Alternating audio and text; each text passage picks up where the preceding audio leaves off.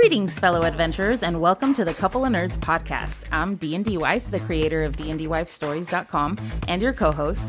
Joining me is the man behind the screen, my brilliant dungeon master, and also my husband, Eguile. Say hi, Eguile. Hey everyone, excited to be here sharing our nerdy adventures with all of you. Absolutely. So what's Couple of Nerds all about? Well, we're diving into the realms of Extrayus, sharing our experiences, playing D&D in our apartment, and exploring the intricate tapestry of relationships both in and out of the game.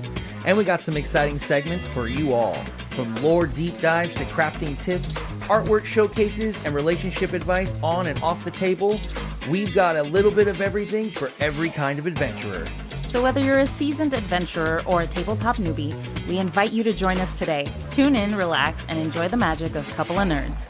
May your rolls be natural 20s and your adventures be legendary.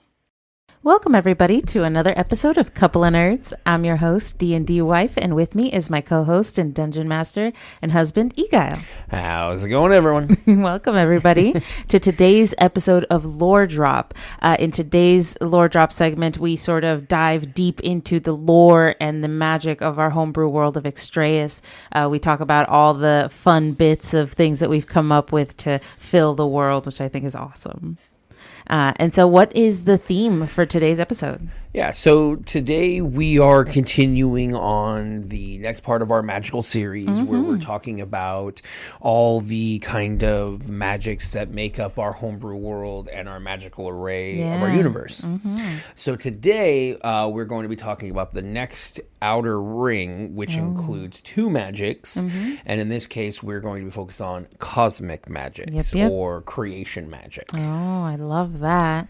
We originally had talked, the first bit of magic from our magical array was void magic, and that's kind of the core of everything that we're building in our sort of little small universe, just to let everybody, all the listeners know to catch up. Right, if you're following along, like the void is essentially the core of our magical array. So we're kind of working from like the dense center out. And this is the next layer. So this is the next layer out, which starts to get more and more complex, but not as impactful to the world itself. Yeah, a little more removed.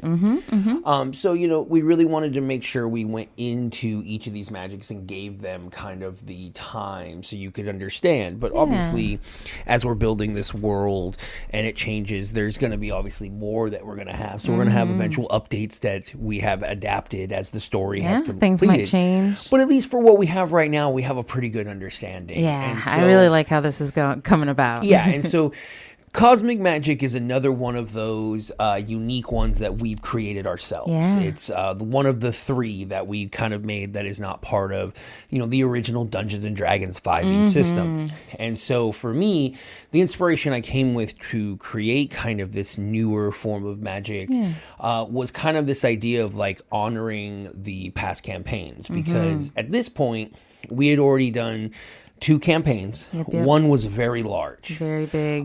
It was epic campaign. It ran for years and it was the same group of people with some minor changes. Yeah. Then we tried to do a second campaign, but then someone had to leave the state, so they were no longer at the table. Yeah. So we had to reshuffle things. And so when we made this new and we decided to completely homebrew, I really wanted to honor the previous campaigns and not just let them be lost. Yeah. But also a lot of the stuff from the previous campaigns is like WotC property, and so we don't want to step on anyone's grounds. Yeah. So the best way to thought was to, blow it up and create something new. So much like Void was this like survive mechanic, Cosmic is more of just the creation side of it. Yeah, So the it's nurturing part of it. Yeah, so because it symbolizes kind of the residual remnants of our previous campaigns. Because at the end of our first major campaign, a wish spell of all things at a level 20 campaign kind of changed and set the stage for a giant explosion of epic godlike proportions. And so all of that remnant dust and energy that was kind of blown to smithereens is essentially the field that makes up our universe. Yeah. And so all all these little particulates of essentially remnants of these gods and planets and peoples and souls and everything. They're just kind of this vat of cosmic dust that was able to just create whatever it wished to create. It's like the primordial magical soup of Extrayus, of the universe that Extrayus exists in. Yeah, and so the cool thing is that it kind of shows that that's why there can be kind of these little head nods and homages to the previous campaigns, because though the things that made the first campaign aren't there, their essence is. Yeah. And so that really kind of plays The heart of them is. Right. And so that really kind of, well, it's not the heart. I feel like it's more like the soul. Gotcha. And so where if we look at the comparisons, you know, it's just kind of that willingness to build new. And when I say creation, I'm not necessarily just talking about like, oh, watch me make a animal, or watch me. It's all forms of creation, from, you know, creating a small planet to creating a story to creating a life for yourself. Yeah. So it's not just this idea of, oh, it's like the power to make beings or make mortals, or what we typically call creation magic, especially in the real world. It's a mix of like creation and nurturing sort of magic. Yeah, and so it's the idea, it's also just kind of the concept of creation, less of what we kind of characterize as creation. Yeah. So it's the concept. That's why things like telling stories or making a life for yourself is just as important as making moons and celestial bodies. True. So it's all part of the cosmic wheel, so to speak. Yeah, and so the whole thing is like, it's this what we kind of jokingly refer to as like cosmic dust. That's, I think you once referred to it as like diamond dust. Yeah, it's kind of like that, right? Where it's just like everywhere. Yeah. It permeates the entire universe. But it's so thin, it's so small that you can't really observe it. Yeah. And so like when you breathe in, you're kind of taking in that essence or that kind of creation. So if you get an epiphany and suddenly you can draw or do something, that's a product of creation magic. Yeah. It's not necessarily, oh, higher being makes smaller being, there you go, creation. And because the previous universe that existed sort of blew up, that's kind of like the remnants of where sort of everything ended up after the explosion. Yeah, and I think it's an interesting way to kind of have the ties to your campaigns. If, say, out there, if you're doing your own, because I'm always worried, and here's a case example with what's going on right now with things like Critical Role, right? You're always worried about like how much nods to your previous campaigns. You do, yeah. And so I was really worried with making a homebrew world. So it's one thing if it's a story or a person. It's another thing when you're building a world. You don't want to just repeat another world over and over again. It can be, yeah. So I felt when we were making these three core unique magics that they needed to be kind of unique to us. Yeah, and so to me at the end, Cosmic represents me as a DM, it represents you guys as the players creating the story, right? We are Cosmic Magic. Yeah. It's kind of the methodology behind it. We're the creators. Right, we are the creators because we're making the story. We made the world. We built the world, yeah. We made the planets. We made the moons. And so this actually can now kind of be represented within the game world, which I think kind of creates a That's cool a really connection. cool way to see it. Absolutely. I can see why it's so connected to the campaign. Yeah, and so, I think that makes it also kind of interact with not only us, but also the world and the nature of our world that kind of creates these cool combinations, right? Because not only is there like the little heartstring pull, because we remember this, but also it does have its own implications with how it interacts with our world. Like I was already talking, because it's not just this idea of I can create a planet or I can create a person, it has a much more open nature to it. Yeah. So essentially, bards who write songs, they're actually more creation magic. They're more in tune with the cosmic magic of the world. Where in traditional D&D, they're arcane. Yeah. Well, in ours is they're actually making things. And in our storyline, there is a bard in our story that's from the College of Creation. Yep. Because that's what that comes from. And so in our world, bards actually tap into a different kind of magic, though they don't know it. Oh, that's cool. cool. They're like actually that. cosmic users. Yeah. So if you bring something to life or you create something, that is the nature of cosmic magic. Oh, so do the bards and just people in general in Extrayus, do they just assume it's some sort of arcane? Yeah, because obviously the knowledge, though there's a lot of development and the world grew really fast, Still young. they're very naive in terms of the grand scheme of how their world works. A lot of the races, especially the lower ones, were kind of just told how it works, and we're like, okay, that's cool. As long as we get to live, eat, why worry? Yeah. It wasn't until after the reaping games that it caused them now to sit there and kind of have to reanalyze, what it is they're here for, how can they prevent this from happening again, and also what exactly happened. And things might be similar, but they're also vastly different than what they were before. So what we knew before might not exactly be what is the truth now Very in much, terms right? of the magic. Which is a lot of storytelling and a lot of world building too. Yeah. And so unlike a lot of the other magics in the world, this is specifically about creation, and because of that uniqueness of it being ambiguous, that allows it to be kind of more open-ended for interpretation. So I'm really interested to see kind of as the story and practitioners and users of cosmic magic to see kind of how it's created and what is created. Yeah, that would be amazing. Right. And so it's kind of that, that idea of in our world, or how cosmic can really kind of come into play, is that, our universe has only made one planet. So there could be something going on where this cosmic, or the coalescence of all this stuff, is creating another planet. Yeah. So we could see, and with the nature of how time skippy our world is, we could see the formation of another planet, and now we have a campaign homebrew world that's about traveling from planet to planet. Oh, and now it's a space adventure. Right, now we're doing Spelljammer. It's a space epic, yeah.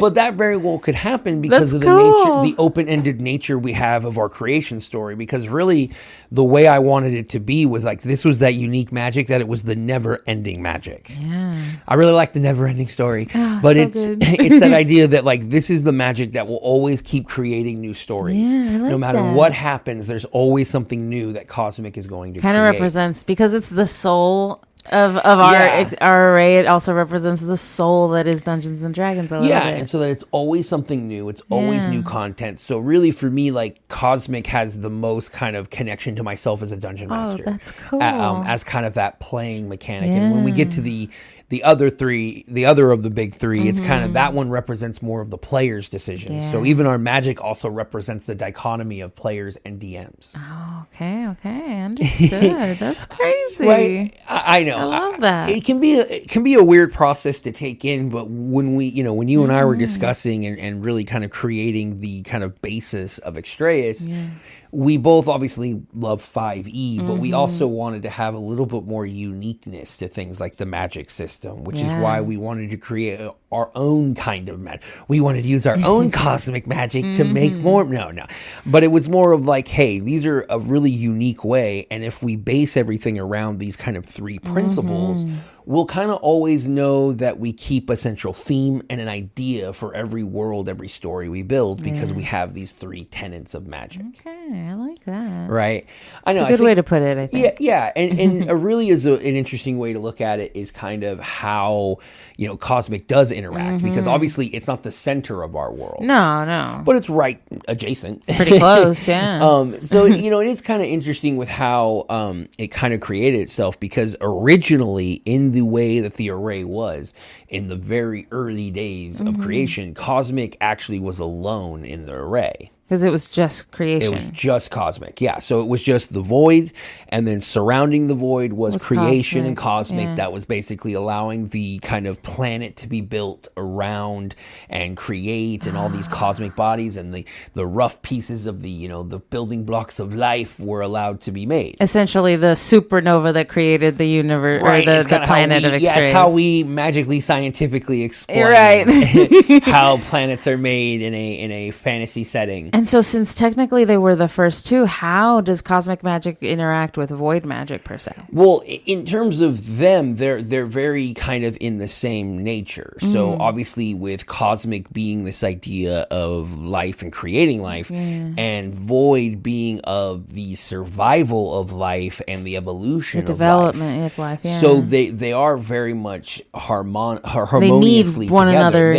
yeah. very much fuel for one another, because essentially it's its creation that's feeding Void. into the void to allow it to grow and develop and evolve. Yeah, because things come into being, but then they need to grow to become better. Exactly. So when it comes to the two, they really kind of create this kind of duality. And so we kind of look at it that like the void magic provides essentially the essence or the heart. But then cosmic magic provides the form or essentially the soul of creation. So those two, and originally as the array was when they were in harmony, were working together in tandem. Now, obviously, and as we were talking earlier, because of actions in the story and the campaign prior to the players' interventions, there are now other forces playing on that factor, which causes more problems in the long run. Yeah, and it has sort of grown the array from just the original two that were before. Yeah, and it's kind of cool because, like, obviously, as we built the basis of these magics, we didn't quite know where the story was going to go. I mean, hell, we didn't even know where it was going to start. Yeah, because all the way when we started our story, it was fly. It was all random. So it wasn't until obviously as we got to build, so we got to kind of change and kind of have a little bit of the way that cosmic magic kind of shaped some of the storylines. With, as we heard with like Seleucus' journal, in that she was a discoverer of cosmic magics, right? And she was trying to kind of teach the other elves that, hey, there's more going on. We don't realize how small we are in comparison to the magics out there. So it shows how that kind of did play up kind of a role in the precursor to the reaping game. So we will be interested to see as the story builds and more is revealed, kind of how much more does cosmic magic kind of play into that, as well as we know through some of the storylines and the memories we've seen, that some of our players currently in the story have interactions with either characters who are practitioners of cosmic magic, like as you guys didn't know, Miguel, who was a bard, was the one who actually could tap into cosmic magics, as he was a bard of creation. So that was why he was able to kind of manipulate and create items out of nowhere. That's cool.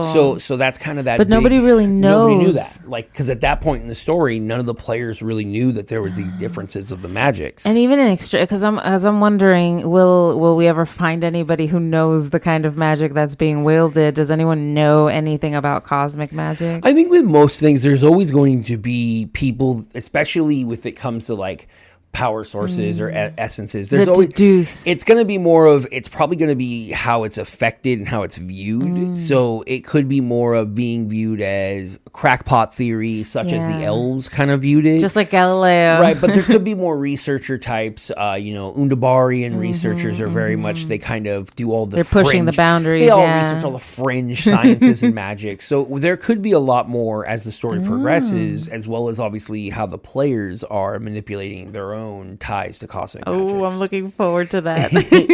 But I mean, really, the best way I think is just to kind of look at cosmic magic and how it really kind of has already impacted and how it kind of changes the world of Extrayus as a whole.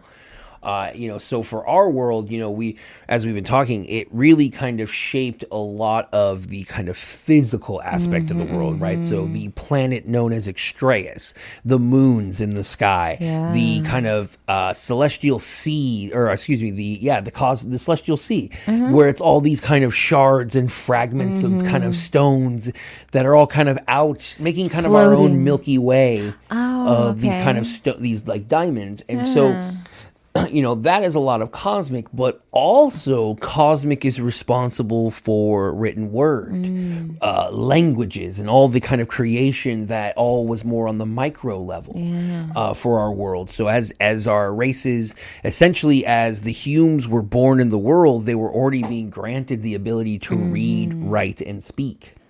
I was wondering how we were going to explain that sort of development and like you run into that issue, right? How did the inhabitants of the world teach them learn to that's read how we and write? Because as we have talked about in previous lore drops, the Humes are a direct product of cosmic magics, and they are unnaturally gifted in terms of like expanding their abilities, moving forward, learning, as well things. as their adaptability. So the whole idea is that's why, because they are kind of the children of cosmic. Yeah. And though they themselves don't quite know it because it sort hasn't of blessed really been, by cosmic magic. And so that kind of explains why when they were birthed, and it kind of explains, as it always comes in, I mean, we could say English, but we use common. But it kind of explains how does common exist on Extrayus. How did it come to be? Because it was just brought upon the world through cosmic magics, through the creation of language. Sort of fed into and people. Spread across the world. Okay. I really like that idea. Yeah, right. And so that's kind of that. And that's also why the Humes were able to really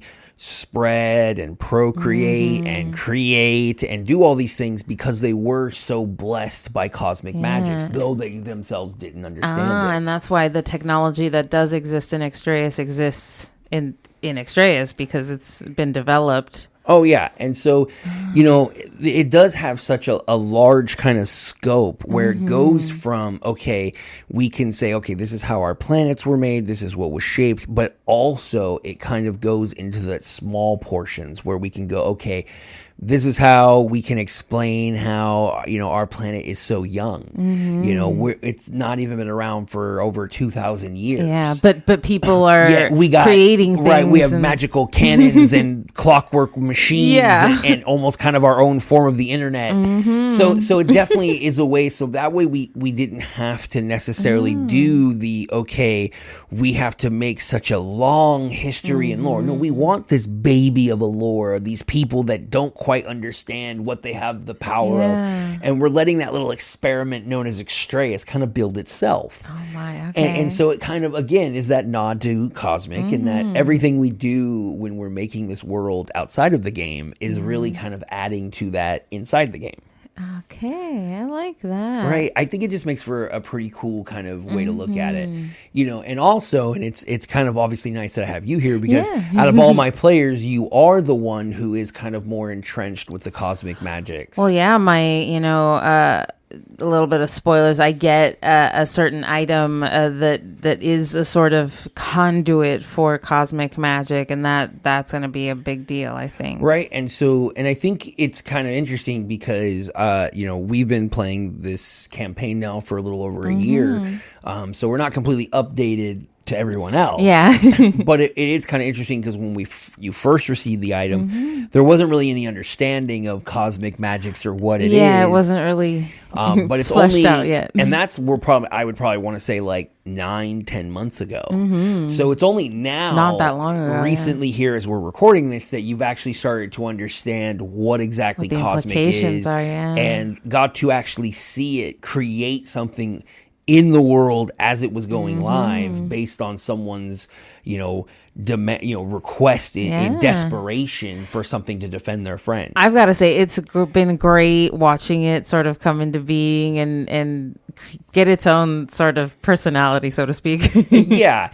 And I think that's kind of cool because it also starts to connect some of the other players unknowingly as they're starting to kind of realize the connections. Yeah. Because obviously everyone's kind of trying to find like, oh, how does the party connect? And it's either obviously you can have a disjointed party where everyone's just kind of doing together. Their own thing. They're together because. But we're starting to see that there's all these kind of unique kind of floating links to various players based around the different kinds of magics and the upbringings and their backgrounds and their history. Which I think makes it for what feels like a much more living, breathing world. Yeah. And as you asked me, with Void and Cosmic, it really kind of goes into the fact of like they are both together, like they work in tandem, but they also can't really affect one another either. And I think that's why they work so well because together. They work in tandem, yeah. Right, so it's the idea of like, so as Void pushes something to evolve, Void itself does not create. It doesn't make something out of nothing. No. It can't just generate. It has to work with something. You have to have something there. And so like we haven't, we've seen in the campaign of where it has been able to kind of fix retroactively like injured limbs or atrophied arms to where it's basically repairing the muscle. It's not creating new muscle. It's just fixing what was broken. Yeah, what wasn't supposed to be. Whereas creation magic or cosmic magic it has the opposite. It can make stuff out of nothing because it just brings essences or brings people into being. It takes it out of the very air. But once that creation happens, it is completely done out of the hand of Cosmic at all. Once it's set, it sort of has its own path. That is the difference, is the void still kind of has this lingering kind of influence. And as we say, and as we talked about in the previous episode, it does have this sort of semi-consciousness that pushes forward survival. Whereas Cosmic, once it's created something, it kind of takes a wipes back his seat. hands of it, says I did a good job, and doesn't really interact with it ever again. So there really kind of shows that kind of sway. And when we get into our third magic, that's the one that starts to change the whole game. Now, as we talk right now in all this kind of harmony, it's all based around a time prior to the Reaping Games. Because once the Reaping Games happen, a lot of things change and are created accidentally. And it really kind of begins to change the whole scope. And it rocks the whole world and the magical array. Once we get to that, you'll really be able to kind of see the understand. And once those three are in play, it really shows kind of the mechanism at work that is the heart of our story. How it really comes together. Right. And so also, we really have the ways of how our players are kind of being able to interact with it as well. We have Luna, your player, your character, who right now is slowly discovering this kind of magic. But I find it interesting that, it is that humorous thing where you guys had at a lower level this character that could do this, but nobody questioned it. We didn't think, I guess because a lot of us are sort of veteran players and there are a few newbies, we're in that conundrum where some of us know too much. And so therefore we're expecting a different thing. And the newbies are new. They don't know what to expect. And also, anything we've been saying here, we obviously, as much as this has been tailored for our campaign, we encourage you, if you wish to use any of these kind of ideas, please. And if you're looking for any more of these kind of ideas and any more of our deep dives where we do go into more detail, please join us on our Couple of Nerds Discord. We share a lot more in-depth analysis if you'd like to ask any questions or, give us any ideas maybe to improve them. We'd be happy to hear you out. Oh, yeah. And if you have any unique magical systems, we definitely want to hear, because obviously, like we said, our world is very new too. So we're always looking for new ideas that could help shape and build more of our universe as it grows and becomes larger. I think that would be super fun. Right. But also, if you are looking to get more into these deep dives, please check out our Couple of Nerds Productions YouTube page. We have a couple of the lore drop videos that go into the characters of the world, kind of describing certain situations that they're experiencing, to where you can get that information straight from the NPCs and players as they are telling us their stories. And if you want to hear Salusa's monologue talking about cosmic magic and her sort of experiences with that, you can also check that out on the in the Couple of Nerds Productions YouTube as well. And so obviously, like, as we are going into this series, we're going to continue kind of calling back to the various magics. So this is just the second of the three major pillars. But what we saw was that Cosmic represents essentially the other side of the coin, that is the creation of our homebrew life. Where the void is the heart of everything, the cosmic magic is the soul of everything. And just showing how just simply using kind of the experiences of the past and finding kind of unique ways to play homage. Using this idea of kind of, since the ending of our first campaign ended in a giant explosion, then obviously we could have ways to bring it back, but we had to be unique about it. If everyone's dust, you can't really bring back nods from another character from this campaign. But you can now have the essence of that campaign reworked into something a little different. And kind of those little subtle nods that shows you not only the respect to your previous campaign, but also showing that you are moving forward to a unique future. But once again, I always thank you. I know sometimes Thank you these so lore much. drops can get a little dry and me talking bit. A and little me talking in-depth. quite a bit, but we love being able to share a lot more of our world and kind of give a little bit more in that deeper kind of explanation. And hopefully, as we keep going, we're going to continue sharing more information. Obviously, we have more of our magical array to go over. Now, what one is the third and the other important magic? Chaos magic. So that's why, as you'll see, how chaos is going to really affect our array and kind of change up a lot of what we have just described. Yeah, we know that chaos is really a consequence, but in this we made it its own thing, which will be nice to explore. So please be sure to like, subscribe, share our videos. We appreciate every one of you out there. We're currently thank you so pushing much. towards 50 subscribers onto YouTube. Yeah, So we're if we can get to that excited. goal, we have a surprise sweepstakes that we're hoping to give to one of those 50 new subscribers. Yep. We're at 22 right now, so we encourage you guys to push forward, get us to 50. We truly appreciate it. Thank you so much. And we look forward to hearing from you, not just on the YouTube, but also on the Extrayus Project Discord. yeah. Thank you so much, guys. Stay tuned for the next episode. Have a good night. Have a good night, everyone. And that concludes today's journey through the realm of Couple of Nerds. We hope you had a blast exploring the intricate world of Extrayus. Don't miss out on the visual extravaganza over at our YouTube page at Couple of Nerds Podcast. It's where the magic comes to life with exclusive video segments, art previews, and a peek behind the curtain. Dive deeper into our adventures by visiting DnDWifeStories.com, your haven for all our podcast transcripts and a treasure trove of content dedicated to the captivating universe of Extrayus. Your unwavering support is our greatest treasure.